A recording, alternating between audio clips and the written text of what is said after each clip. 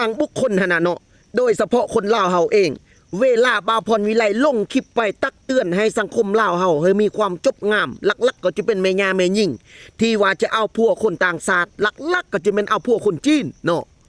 บ่าวพรวิไลอยากออกมาตักเตือนมันเป็นการระเบียบเรียบร้อยมันจบงามต่อแก่สังคมบ้านเมืองเฮ็ดหยังมันถูกต้องตามระเบียบกฎหมายมันมีคือมีแป้อยู่ใส่ก็มีกฎหมายคือกันเนาะ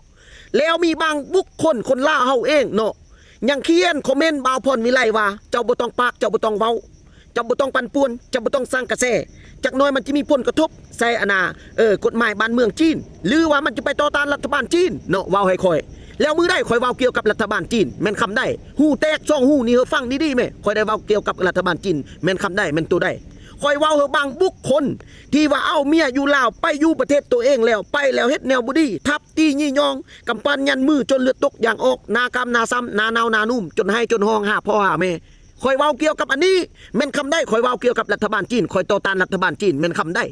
เจ้าบ่ฟังคอยเว้าฟังให้มันดีแม่หูแตกหูเนาหันฟังให้มันคักๆแม่เนาะนี่คือจังซี่สิเน่เห็นบ่ไอ้น้องคนลาวเฮาไปขับรถให้คนจีนนี่เน่ขับรถดำรถ10ล้อรถ12ล้อรถจกรถดำนี่บัตรสุดท้ายมาบ่จ่ายเงินเดือนเขาบัตรเขาเว้ามาเขาถามเอาเงินมาโจมตีเขาจับพาจับมีดจับควานจับเล็กแสลงจับไม้ค้อนจะไปทับไปตีเขาแนวนี้วะจ่ายเขาแล้วแม่จิตัวกินแห้งเขาลาอย่างเนาะไผกับคนคือเดียวไผกับกินข้าวคือเดียวเขาไปเฮ็ดเวียกให้ตัวเองสิเป็นสิตายบัตรสุดท้ายมาบ่ได้เงินเดือนบัตรเขาถามมาสิทับสิตี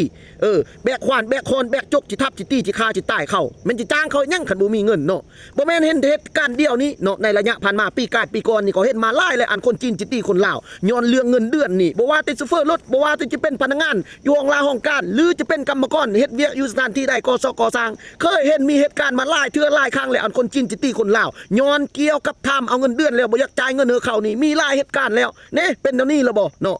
บ่แม่นแนวคอยเว้าว่ะผู้ใดเฮ็ดดีก็ดีผู้ใดเฮ็ดบ่ดีก็เว้าสิละบ่จิยานเขาหาสแตกหยังไปกับคนคือเดียวเนาะบ่แม่นว่าเจอเขากินแรงงานฟรีเจอเขากินแรงงานล่าคันจ้าปานนั้นก็จะไปเซ็ดขี้มันล่าไปไปโต้งเงี้ยวอย่ามันสิเงี้ยวก็ไปโต้งมันอย่ามันสิขี้ก็ไปเลาะเซ็ดก้นมันสิละบ่คันสิจ้าปานนั้นคันบ่เว้าจ้าปานนั้นมีแนวใดก็เว้าแนวใดก็ว่าตักเตือนกันไปแนวใดสิดีเนาะบ่แม่นว่าเว้าแนวนี้จะไปต่อต้านกับรัฐบาลจีนเกี่ยวกับทางพรรครัฐขันเทิงจีนมันบ่แม่นเนาะคนจีนก็มีคนดีก็มีคนชั่วคนลาวก็มีคนดีมีคนชั่วไปกับคนสแตกเขาคือกันบ่แม่นว่าไผสิชั่วมืดบ่แม่นว่าไผสิดีมืดเนาะค่อยบ่ได้เว้าสักคำเกี่ยวกับรัฐบาลจีนแตะต้องพรรครัฐขันเทิงจีนค่อยเว้าให้บางบุคคลที่มันกระทำผิดที่มันบ่ดีจ้างลูกน้องแล้วบ่เอาเงินให้แล้วบริษัทใดที่บ่มีความรับผิดชอบค่อยเว้าให้แต่บุคคลนั้นค่อยบ่ได้ไปต่อต้านเกี่ยวกับรัฐบาลจีนแล้วก็บ่ได้เยียบยามถึงพรรครัฐขันเทิงจีนฟังดีๆหูมี2หูตามี2ตาฟังให้มันคักขันหูยังบ่ทันแตกเนาะอันใดก็สิตายแต่ยานอันใดก็สิตายแต่ยานเข้าก็จะได้กินขี้เข้าตลอดสิละบ่เนาะผู้ใดชั่วก็เว้าให้ผู้นั้นผู้ใดเฮ็ดผู้ใดกระทำก็เว้าให้ผู้นั้นก็บ่ได้เว้าความร่วมเนาะเขาเฮ็ดเวียกให้ตัวเองแล้วก็จ่ายเงินเดือนเขาคันบ่จ่ายเงินเจอเขาเฮ็ดหาสแตกหยังเฮ็ดเวียกให้ตัวเองลาเส้นมาเฮ็ดกูลาไม่เส้นกูก็บ่จ่ายเงินมึง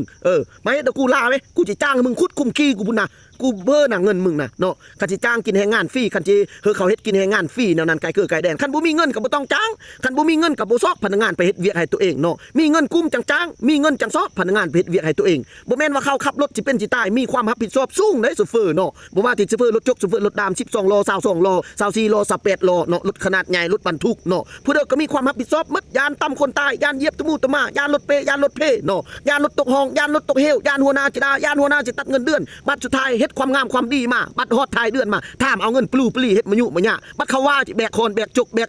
ล่าแบกแสลงสิทับสิตีเขามันแม่นคนนั่นแม่นตะมาล่าแม่นพี่ล่าเนาะแม่นกินขี้นั่นบ่แม่นสแตกเขาเนาะ